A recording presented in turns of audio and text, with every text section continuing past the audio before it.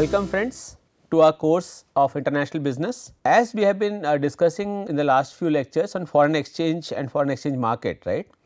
So, we also discussed in the last lecture about the theories of foreign exchange, in which we talked about the purchasing power parity theory, interest rate parity theory and Fisher effect, right. As you have understood by now that the importance of foreign exchange, right, how important foreign exchange is while making any transactions, international business or international transactions, right. And change in foreign exchange, when the currency value changes across against one another, a trader or a business person can make substantial gain or substantial losses, right. So, today we will start with the foreign exchange exposure. So, now exposure, as you from the word you can understand that when we are exposed to certain features, for example, we are exposed to political situations, we are exposed to cultural problems, we are exposed to behavioral traits. So, similarly financial parameters.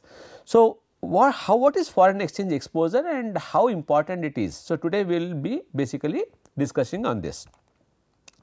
So, as it is said, if you can see here, each firm is exposed, right, to unforeseen changes. So, unforeseen changes could be like, for example, there is a tension between US and China, or there is a tension between Iran and US when US bombarded Iran and one of its leaders lost his life. So, there are unforeseen changes and every time there is a new political, the FedEx, the Federal Reserve changes its policies, its interest rate. So, there is a change on it has a significant impact on the currencies of all the different countries. So, unforeseen changes are there, a number of variables are affecting it, right. These variables are called risk factor. So, example, exchange rate fluctuation is one such risk factor we are talking about, right, and this exchange rate fluctuation will have a tremendous effect on every business, okay, because after all the businesses are done on the basis of the currencies, okay. It is a measure of the potential change for a firm's profitability, net cash flow and market value because of a change in the exchange rates. So, any company's profitability or cash flow will change on base and the market value will change because there is a change, constant change in the exchange rates. So, for example, if we are talking about India and India's value rupee changes against the yen or the dollar or the euro, accordingly the profitability of a company who is exposed to different markets. For example, Tata is exposed to different countries where it is selling its products or it is importing certain items from other countries. So, all this transaction needs those different kinds of currencies. So, as they are exposed to it, so it will also affect its profitability and other factors. Okay. So, what exposure basically means? It says it refers to the degree to which a company is affected by exchange rate changes. Simple, right? What is it saying? Exposure refers to the degree to which a company or firm is affected by exchange rate changes, right. Had all exchange rates were fixed in relation to one another, which is a hypothetical situation only, which is not possible, there would be no foreign exchange risk, right. However, rates are not fixed, okay, because they are affected by the demand and supply. So, and it is not constant, it cannot be fixed. So, since they are not fixed, the currency value change frequently. So, since we understand that the exchange rates cannot be fixed, it is highly dynamic and they depend on they majorly depend on the supply and demand in the market, right.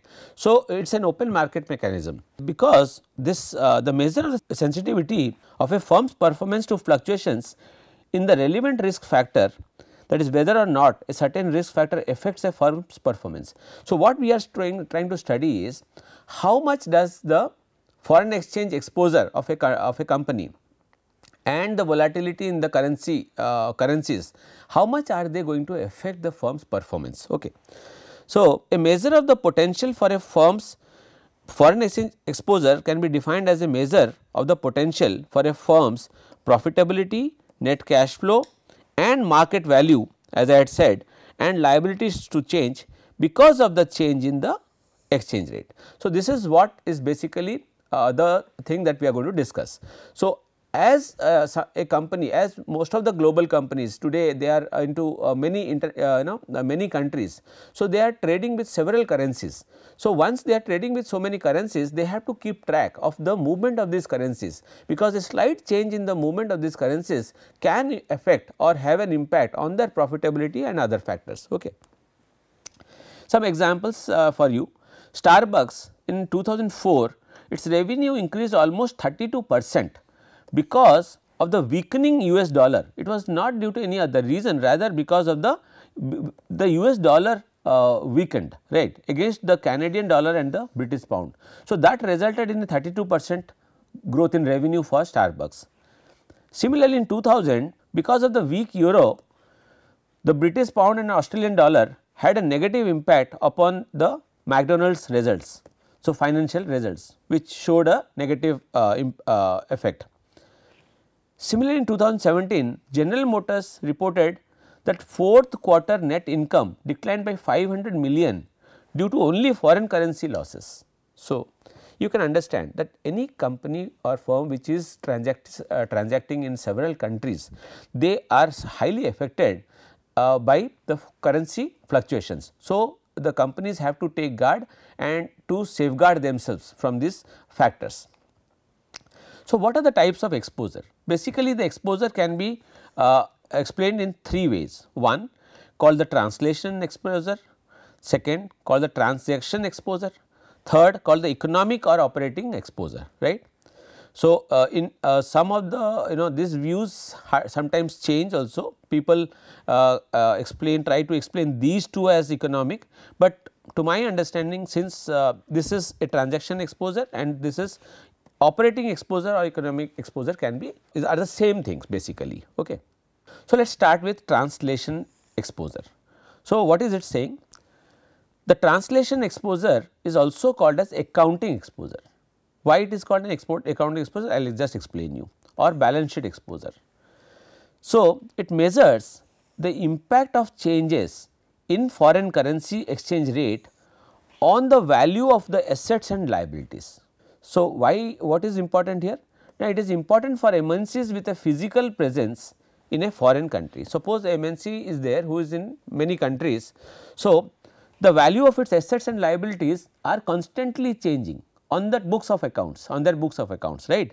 So, actually they are not finally they have not been liquidated, nothing has been sold off, but on the books of accounts the values would constantly change. So, this is called translation exposure. It arises because financial statements of foreign subsidiaries which are stated in foreign currency, right, must be restated in the parent's reporting currency for the firm to prepare consolidated financial statements. Suppose for example, a UK firm or an Indian firm for that is in let us say in UK and Canada also.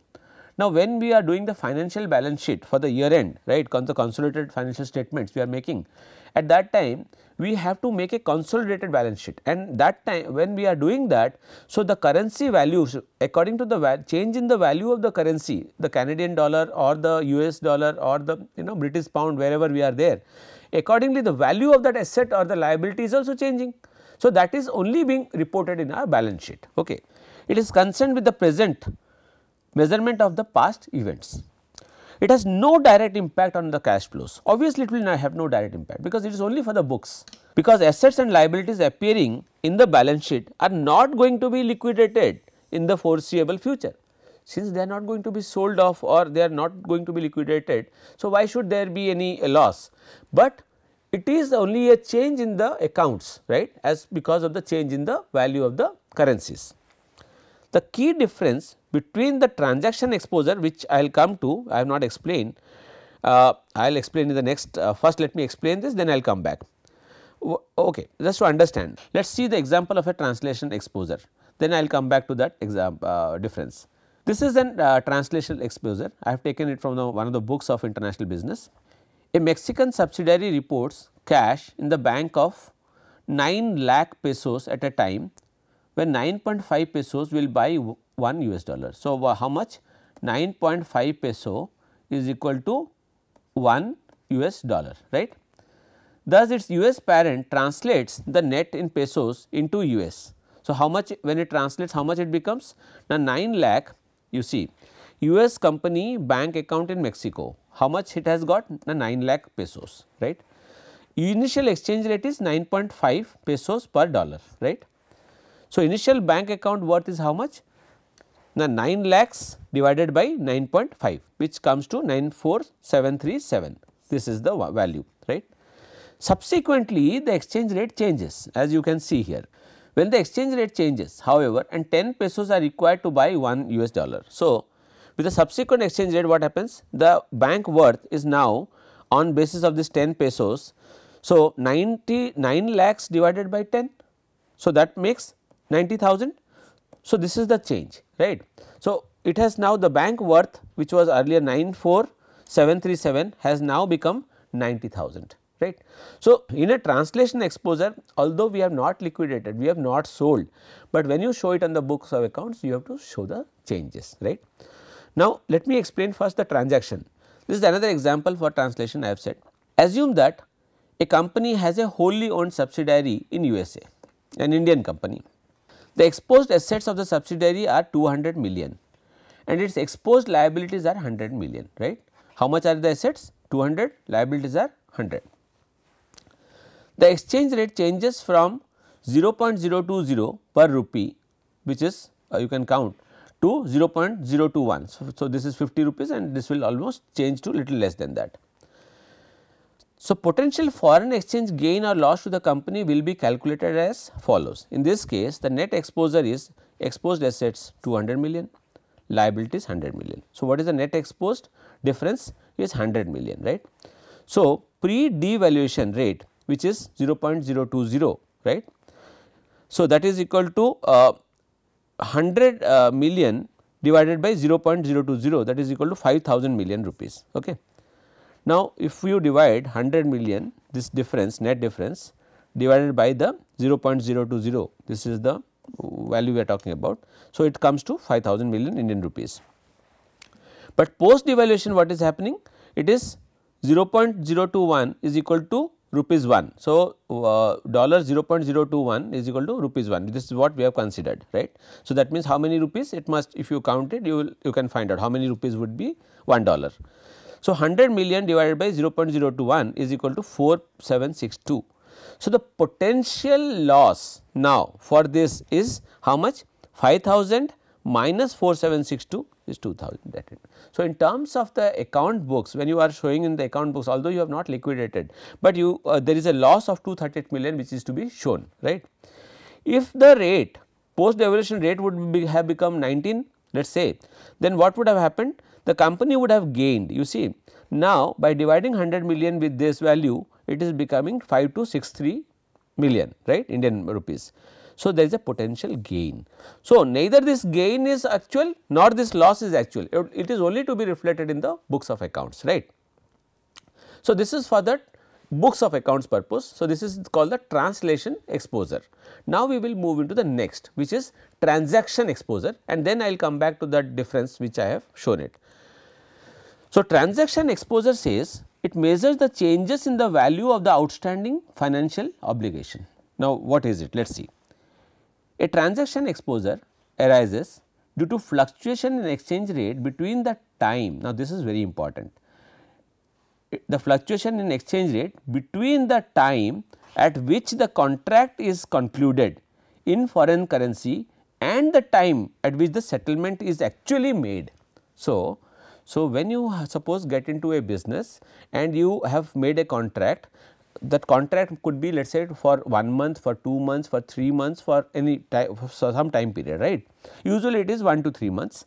So, when the contract is made and the contract is concluded, in that time period maybe the currency has changed, right. So, what effect will that have on our profit and loss? That what is actually explained in the transaction exposure. So, this is short term in nature, less than a year. Here you see it is an actual gain or loss, right. In the translation it was not an actual loss or gain, it was only in the books of accounts. The credit purchase and sales, borrowing and lending denominated in foreign currencies, etc., are examples of transaction exposure. It has a direct impact on cash flow, that did not have any direct impact, right. So, let us see this example. So, this is a contract being made on 1st of January, right. So, an equipment order has been placed which is cost let us say 1 lakh euro, right. Now, the value exchange rate of 1 euro versus the dollar is 1.1. Okay. So, it is 1.1. So, that is dollar equivalent is equal to how much? Now, $1,10,000, right. Now, 1st April when actually the invoice comes and the payment has to be made, the cost which is 1 lakh euros, now the exchange rate has changed from 1.1 to 1.2, right. So, now the company has to pay how much? Now, 1,20,000, right. So, 1 lakh into 1.1 here 1 lakh into 1.2. So, 1,20,000. So, now because of this time difference and in the change of the currency during this time difference, there has been a negative impact of how much? 1,20,000 minus 1,10,000, that is 10,000 of loss to this company, right. So, transaction exposure is something which happens perennially when a firm is buying or selling a good, right. When he is he has to pay or he has to even receive, both the conditions it is getting affected because the currency has fluctuated in between. Okay. Now, let us see the difference which I was saying. So, the key difference is that the transaction exposure impacts the cash flow of the firm, whereas translation has no effect on the direct cash flows. It is only to be shown, but it does not have any actual effect. But transaction you have made, you have to pay or you have to receive whatever it is. So, you are actually making a loss or a gain out there. So, let us see this example of transaction exposure. If a US company denominates its sales in dollars, right, it has no transaction exposure. Okay. If it denominates the sale in British pounds, the dollar value of the receivable rises or falls as the exchange rate changes. Let us see this. So, total price of merchandise on the exporter books. So, the exporter is exporting its items and the price of the merchandise is how much? 5 lakhs dollar, right. So, the USA party is exporting and who is the importer? The UK, the British one is importing, right. Initial exchange rate is $1.9 to a pound. So, 1 pound is equal to $1.9 dollars. So, the value of sale is how much in terms of pound if I say? Now, 5 lakhs upon 1.9. So, that comes 263,158 pounds. Okay. So, that means the Britisher has to pay this much, right. Now, amount received by the exporter is 263,158, correct. But subsequently the exchange rate again changes. Now, what has been the change? Now, it has now become 1.88. So, 1 pound is now equal to 1.88. So, that means what? The value has now shifted. So, subsequent payment value of collected receivable is now how much? 263,158, which was on basis of 1.9 into 1.88, right. So, that gives, so that original 5 lakh now has become how much? 494,737. So, this is the thing. Now, what is the exporter's gain or loss? Now, the exporter would have received actually when it was 1.9 he would have received 5 lakhs, but now because of the change, now how much is he getting? He is getting a negative. So, calculation if you see, so the loss to the exporter is 5263 because now he is receiving because of the change of to 1.88, the loss to the exporter is $5,263.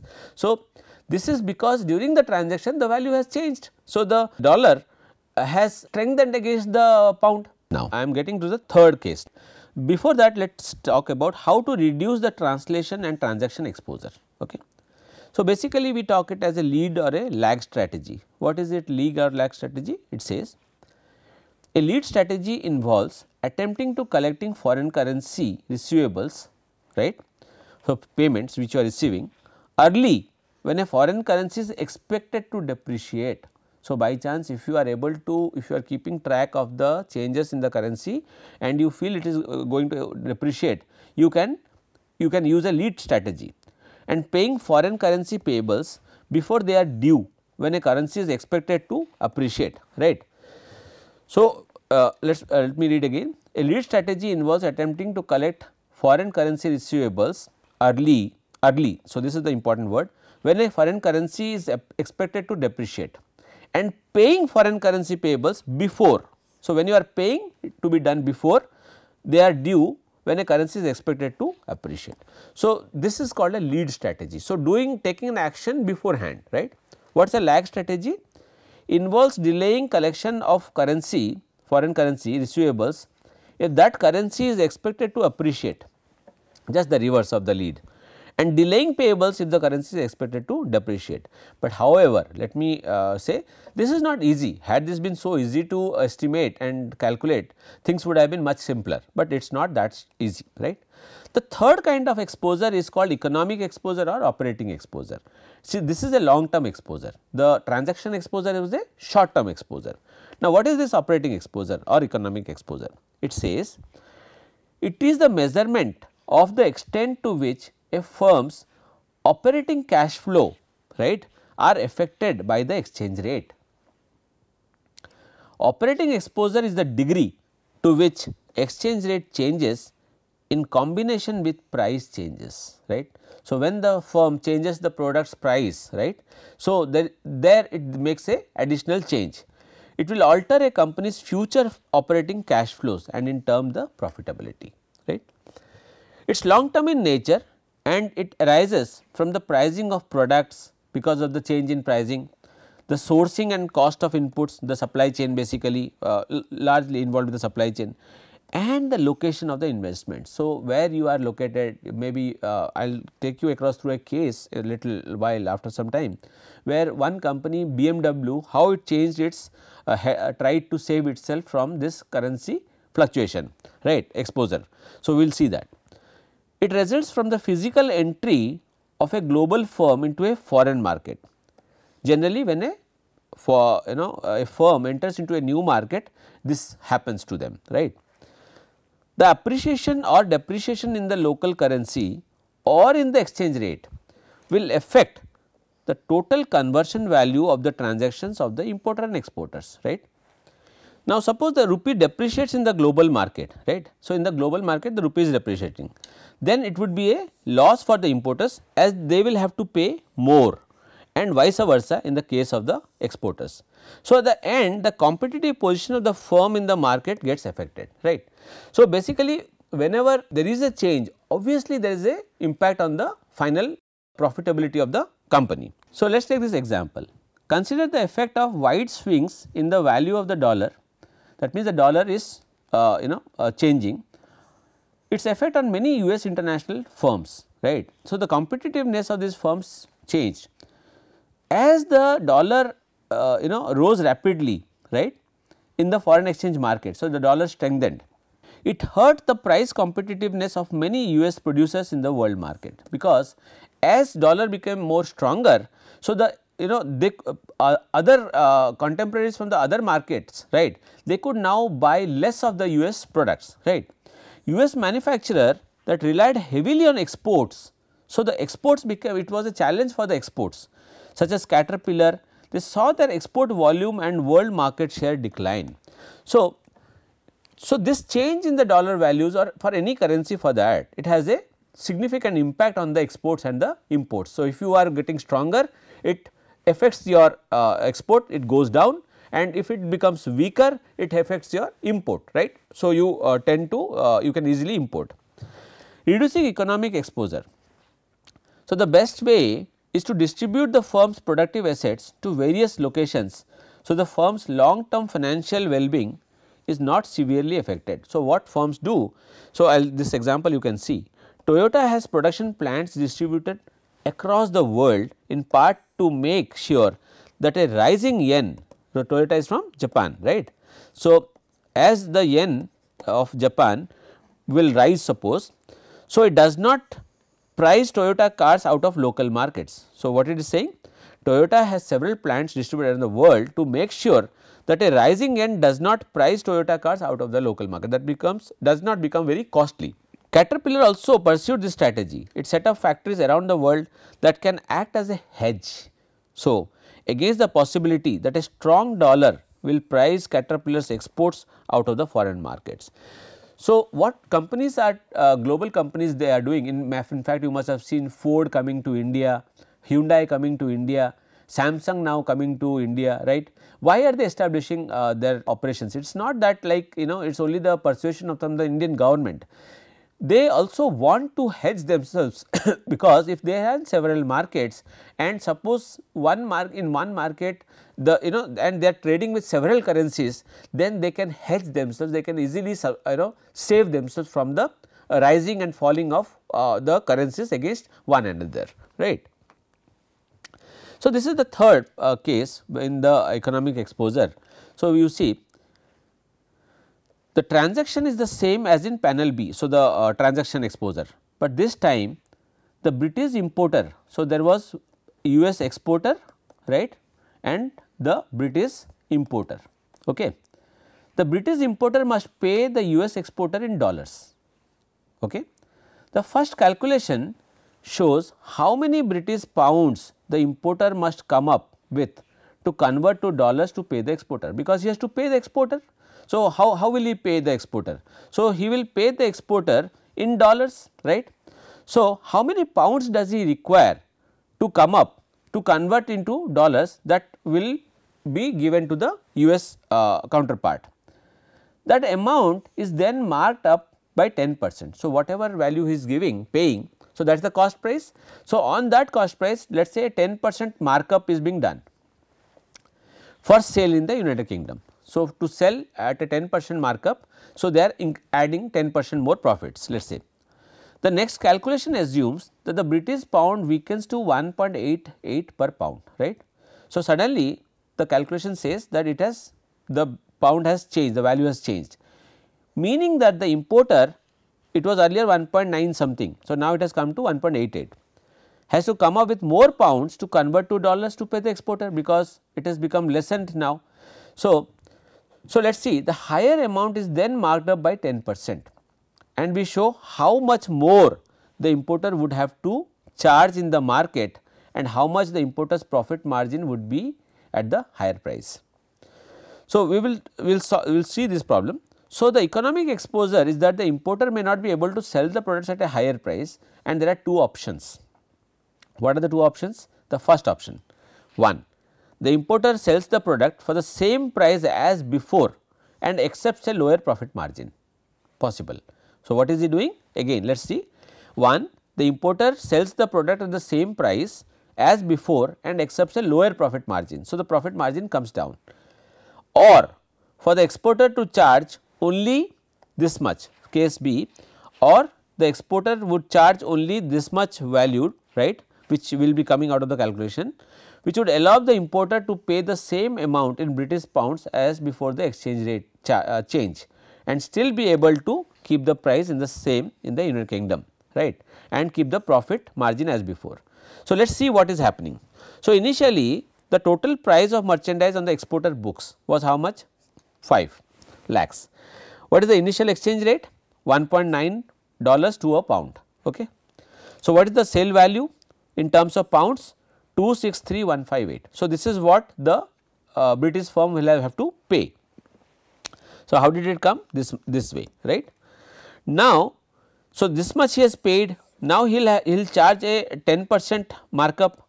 So, additional 10%. So, if you do it, so you can simply calculate it by 1.1. So, amount charged by importer after 10% markup is how much? So, 263,158 into 1.1, 10%, right. So, that is equal to this much, 289,474. So, this is the new value coming. The exchange rate, but now has again changed. So, what has been the change? Now, it has become 1.88 instead of 1.9 across for against a pound. Okay. So, now if I take this 5 lakh original value and divide by the 1.88, the new exchange rate. So, what is the value coming? 265,957, right. So, this is the value. So, subsequent underlying sale value of sale is equal to this much, right. So, if you take the new exchange rate. Now, amount charged by importer after 10% markup. So, you multiply this with 10%, right. So, into 1.1. So, you will get a value of 292,553 pounds. Okay. Now, difference in sale price before and after the rate change. So, before the rate change how much it was? 289,474. After the rate change and the 10% how much it is? 292,553. So, the difference between this and this, so this value and this value is the subsequent difference in sale price before and after rate change, right, 3079. So, that means what? There is a difference to these two prices because of only the currency fluctuation, right. Now, profit to importer, if importer charges a higher price, what if the importer charges a higher price, right. So, 292,553 minus 265,957. Now, this is equal to 26,596. So, he says the profit to the importer if importer charges higher price is equal to this much, right. How did it come? Through this way. Profit to the importer if importer absorbs the cost increase, he does not increase anything, he absorbs the increase in price. So, that is equal to 23,517. How much? How did it come? Now, on basis of this price. So, 289,474 the original, right, before the exchange rate has changed to 1.88. So, this value minus the this 10 the value after it has changed, right. So, this value, right. So, this comes how much? 23,517 pounds. So, the price charged by the exporter for constant cost to the importer is how much? 263,158 which you got here, this one, right, into 1.88, 494,737. So, if you can see, so whenever a firm gets into a long term transaction, right, and in between he is trying to price his product accordingly or place his product accordingly in the market, and there is in between a change in price. So, his pricing value also would change, and this is what is reflected in this problem, right. So, this is the case of BMW which I was saying. BMW, owner of the BMW Mini Royals brands, has been based in Munich since its founding in 1916, but by 2011 only 17% of the cars were brought in Germany, right, because Munich is in Germany. So, it is a Germany based. In recent years, China has become the BMW's fastest growing market, accounting for 14% of BMW's global sales volume in 2011.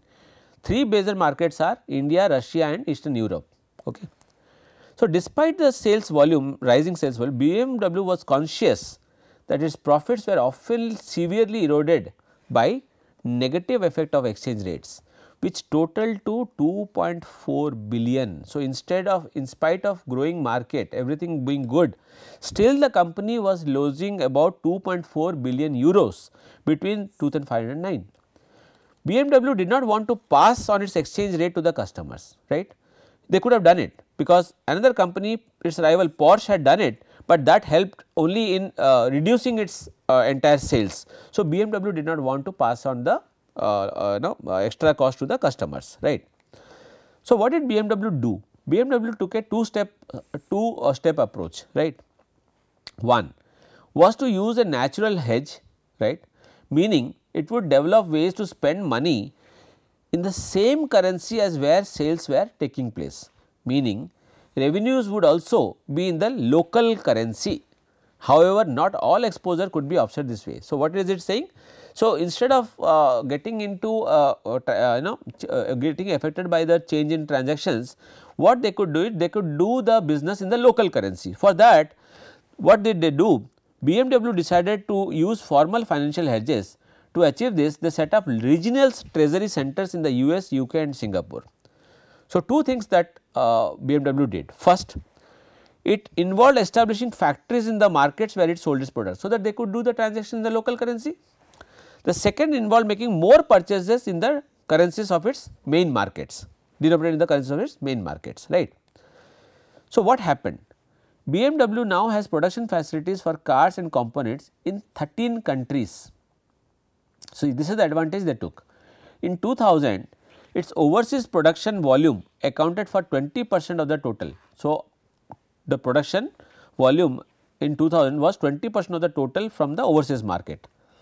By 2011 it grew to 44%. So, 2005 to 9 they made loss, right.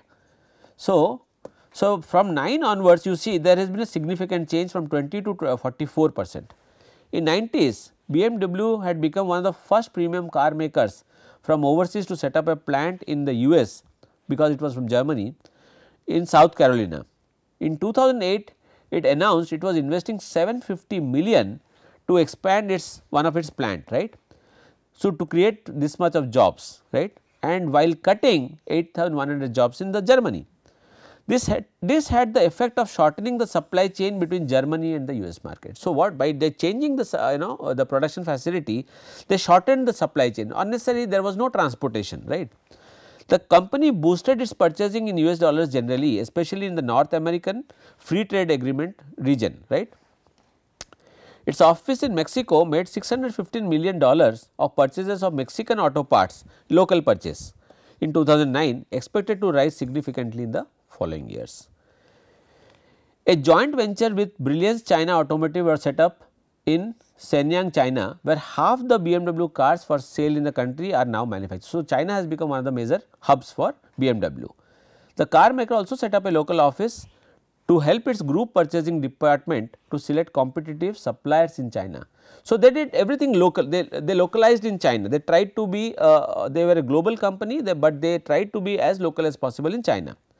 By the end of 2009, there was 6 billion worth of purchases were from local suppliers, right. So, this is the Chinese new currency, right. Again this had the effect of shortening supply chains and improving customer service, because they were close to the customer, they were also making their supply chain, their purchases and all in the local currency. So, they were aware of the local conditions very clearly. At the end of 2010, BMW announced it would invest another 1.8 billion rupees in its production plant in Chennai in India and increase the production capacity from 6,000 to 10,000 units, right. They are also planning for expansion in Russia. Meanwhile, the overseas regional treasury centers, which was the second strategy, were instructed to review the exchange rate exposure in the regions on a weekly basis. They wanted it to be checked on a weekly basis and report it to the group treasurer, part of the group finance operation in Germany. So, the group treasurer team then consolidates the risk figures globally and recommends actions to mitigate the foreign exchange risk. So, this is what was the basic inference from this study. By moving production to the foreign markets, the company not only reduces its foreign exchange exposure, but also benefits from being close to its customers. In addition, sourcing parts overseas and therefore closer to its foreign markets also helps to diversify the supply chain risk. So, this is what BMW did in order to mitigate its risk and reduce its losses, and it is a classic case of in foreign exchange exposure, and how this company dealt with this condition where everything was, in spite of being good, they were still making losses. Now, there was a radical change and the company saw a great positive movement, right. So, this is all we have for the day. Thank you very much.